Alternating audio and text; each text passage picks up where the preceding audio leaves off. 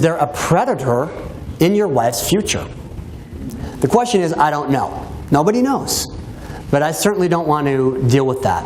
Now, something about my wife, she's a sweetheart, and I think the world of her.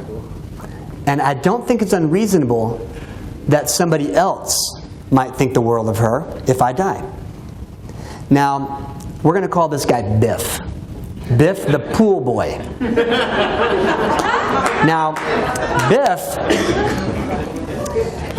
what I hope happens is my wife goes to Biff and she says, before the marriage, "Hey, Biff, will you please sign this prenuptial agreement just so that I'm protected?"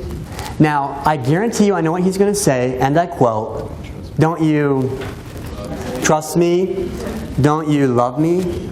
Now remember, I told you she's a sweetheart, and she's going to say, "Well, of course I trust you. Of course I love you." Then don't worry about that prenup. "Well, what happens if I die?" "No, don't worry about that. I'm going to take care of the kids." Okay, now I can't stand here and say he's lying. Okay, because there's two ways to say I'm going to take care of you. It depends. So, what we have done is, in our plan, we have prohibited a remarriage unless there is a prenuptial agreement. So now she's going to go to Biff and she's going to say, "Biff, would you please sign this prenuptial agreement?" And he'll say, "Don't you trust me? Don't you love me?" And she'll say, "Well, I do, but my husband doesn't, and he's dead. And you're not going to change his mind." Okay? You guys got it tonight. That is exactly right. Okay? This is funny, but it's not. Because it's happening all over. All over. This was just in the paper here locally about the two kids fighting the stepdad. And the money's gone. And the attorney should have come clean with them because they've been fighting for 3 years. Okay, once it's in your estate, there's nothing you can do about it. You can try to argue fraud. It's not going to work. Now, let's say that my wife has been out dating and she just can't quite find anybody who's as charismatic and charming. And she's driving down the street thinking about that, and remarriage isn't an issue. And as she's driving down the street, she slams into a bus. Now, let's say it's a school bus. Now, if you can hit anything other than the school bus, when you're like going out of control, if you're going to hit that guy, the crossing guard, hit him. Okay? Don't hit the school bus. Because, of course, that bus is filled with kids. Now, do you know why they don't put seatbelts in school buses? Because they decided that it would be more dangerous for those kids whacking those things around, okay, than it would be to actually belt them down. So now you have all these kids flying in the school bus, and if statistics hold true, those kids, each one of those kids, have divorced parents. So she slammed with the biggest lawsuit of her life, and there won't be an issue that this estate is gone to the lawsuit. This one here is gone. The question is this half over here, is that also gone? And the answer is it doesn't have to be. Now, if this estate, the decedent's estate, is drafted in a way that it's going to give my surviving spouse, my wife, complete control over those assets in here, and it's drafted to avoid the estate tax, then she'll lose it. Okay? It's not good enough just to provide a death planning type issue. It must be modified in order to provide that additional creditor protection. So what I don't want you to think is that if your trust provides for that breakup, that you're covered. Now, people will ask me, well, what's the chance that that's going to happen? I don't know, and I don't care.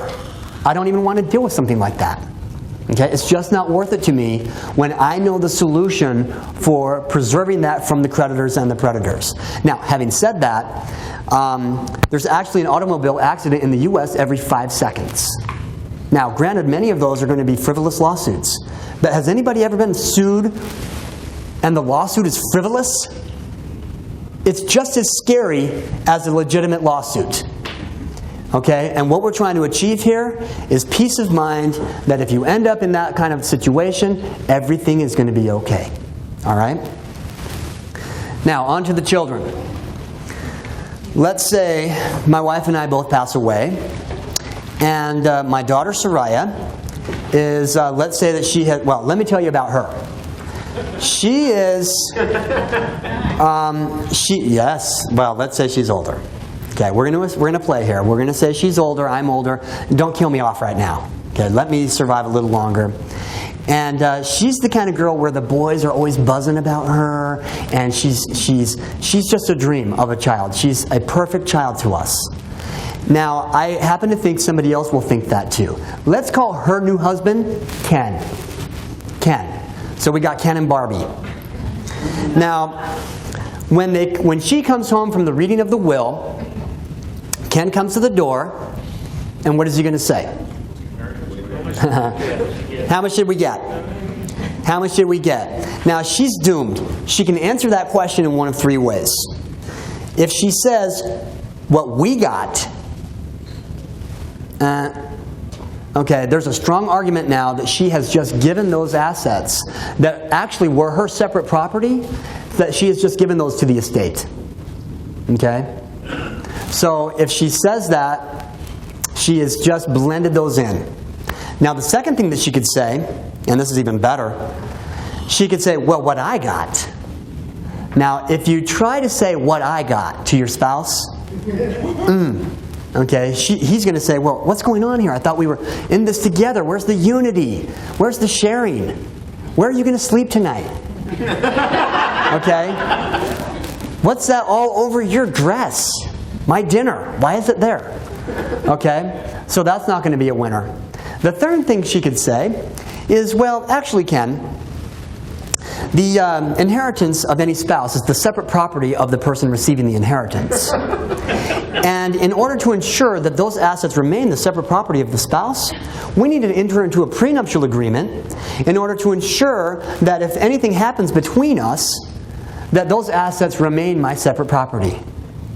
Now, obviously, you were laughing, and that's because, now let's talk about prenups, right, just for a minute.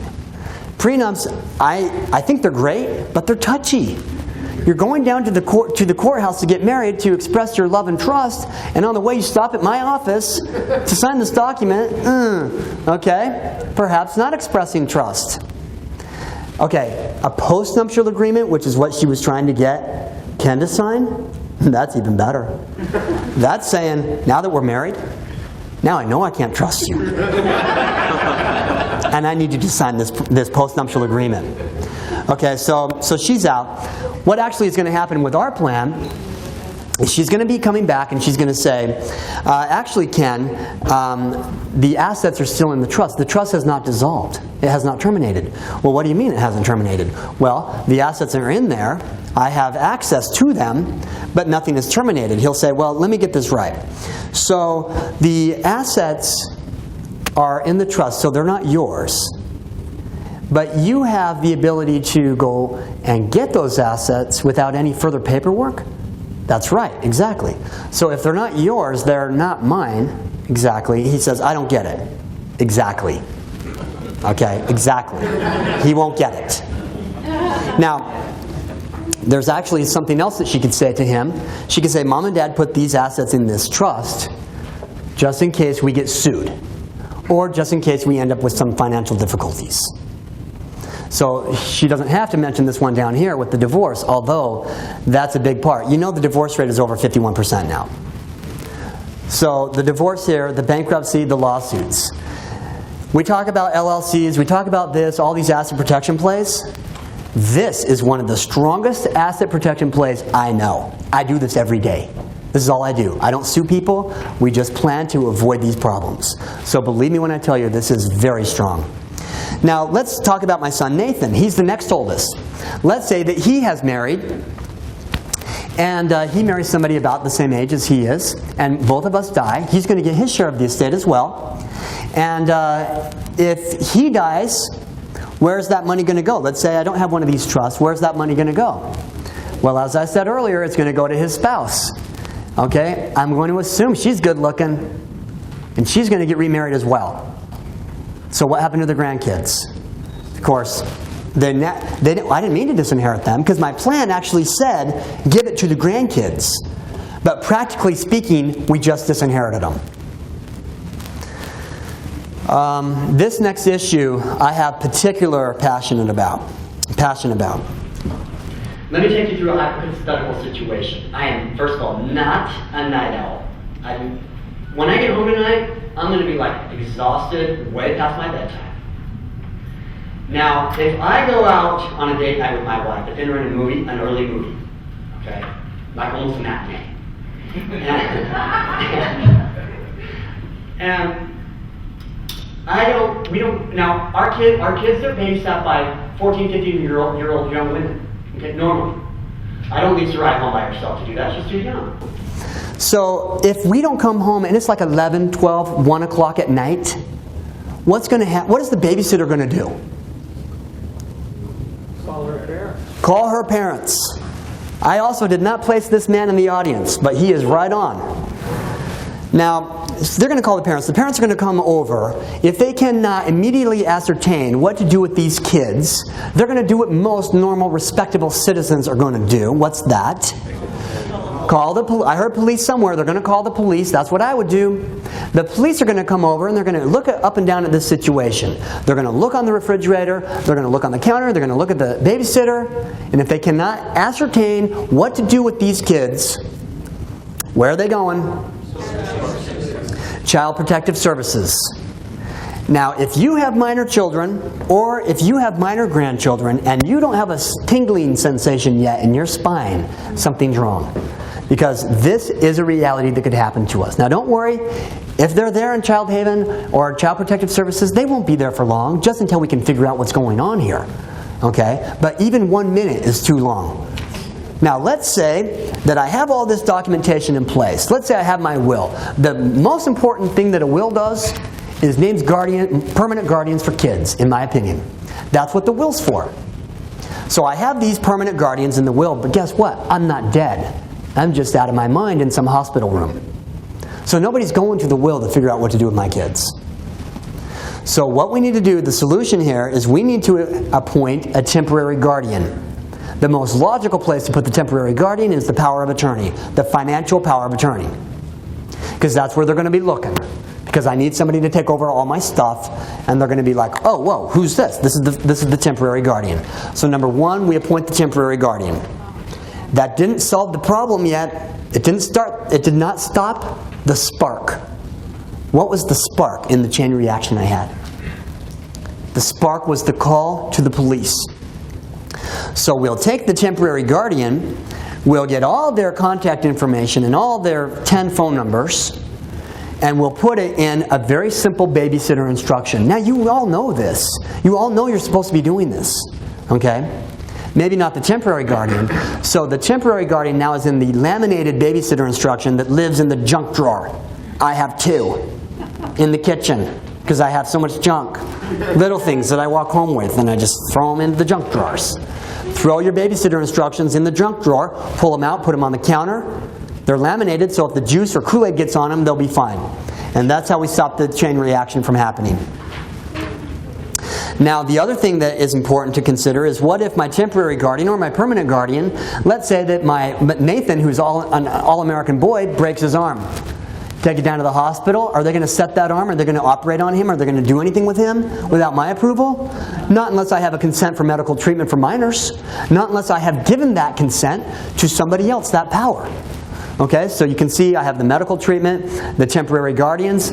Okay, the guardianship nomination. Now, if you did a guardianship nomination, good for you. That's like hiring a babysitter for the next 10, 15 years. Now, is it good enough to just have a babysitter come over? Even if you trust them, they have somewhat the same values that you do. Is that going to cut it for 10 to 15 years of just letting them kind of raise your kids the way you hoped that they would raise them? Not for me. Okay? Because I have certain values and ways and dreams and hopes while they're still kids. Because as you know, it all takes place when you're growing up. So why not get into the details and actually go through this? Now, I got to tell you, I've been preaching this for a while, and I didn't do it until recently. Why? Because just life gets away from you. Well, it was February.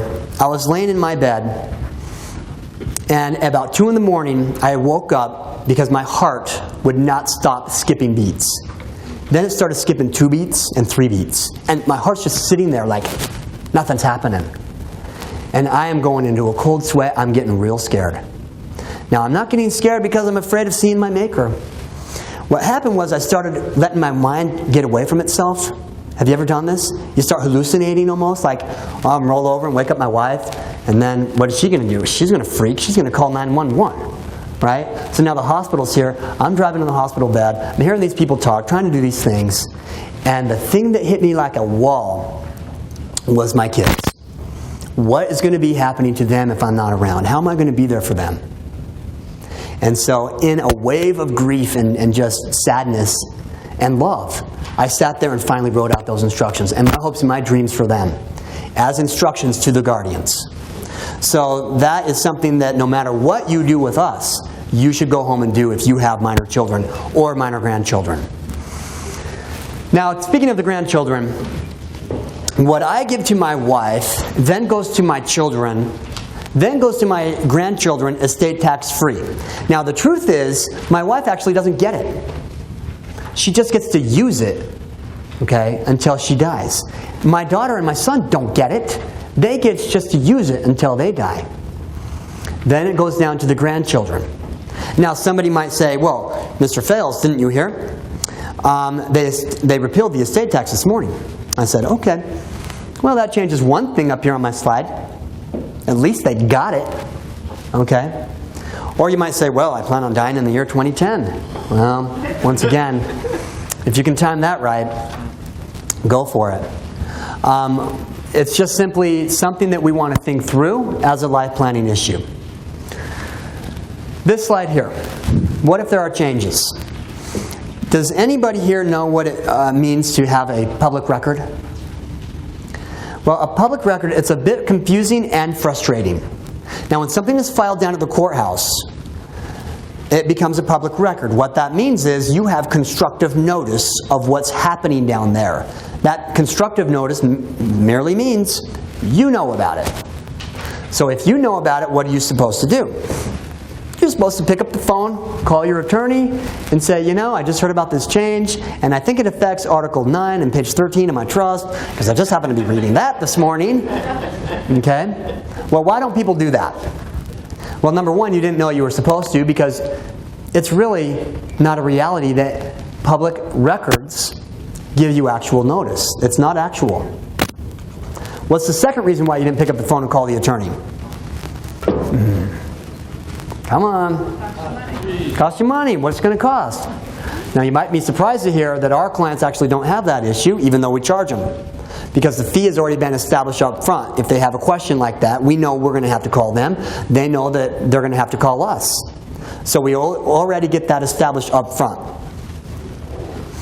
So before we go on, I want to tell you that there are actually 3 different changes, 3 different types. There's federal and state law changes. Those are pretty common. There's also changes that are going to be in your life. Your trustees actually grow old and die, or they become incompetent. Your children grow older. Your decisions on what you want to do with health care, they change. So your concerns and your situation are going to be changing. And sandwiched right in between this, because the laws are changing and your situation are changing, our counseling is changing. Now, a perfect example of this is IRAs. If you asked an attorney what to do with an IRA 10 years ago, the answer was fairly easy. Okay? They weren't included in your estate for estate tax purposes, and it's almost something we just basically ignored. Then they started changing who could be beneficiaries. Then the ramifications of who could be beneficiaries started changing. And these days, it's actually one of the hottest topics in estate planning, on what to do with the IRAs. Of course, Congress got wind of the fact that these IRAs are growing like mad in America, so they started including them into the estate tax. So that's a perfect example of how the counseling and the advice that we start doing with people starts changing. Now, some of you already have gotten to this area. This right here is how we communicate with our clients. On an annual basis, there's going to be a review of the decisions that they've made regarding who's in the plan and what types of strategies they've actually implemented. That's the review of the previous decisions. If there's any decisions that need to be incorporated or changes that need to be made, we go over those with them. If there's any, of course, any change in the law, we're going to review that with them as well, and then prepare the documentation. Because it's not in the documents, it's in the counseling. That's where the value is. So of course we're going to prepare those documents and make sure they're updated and correct. While we're at it, we're going to review the assets. Now this is critical. I had a client who I did a trust for under a year ago. We prepared the trust, and I said to her, now, I'll do the real estate. You have $100,000 of publicly traded stock.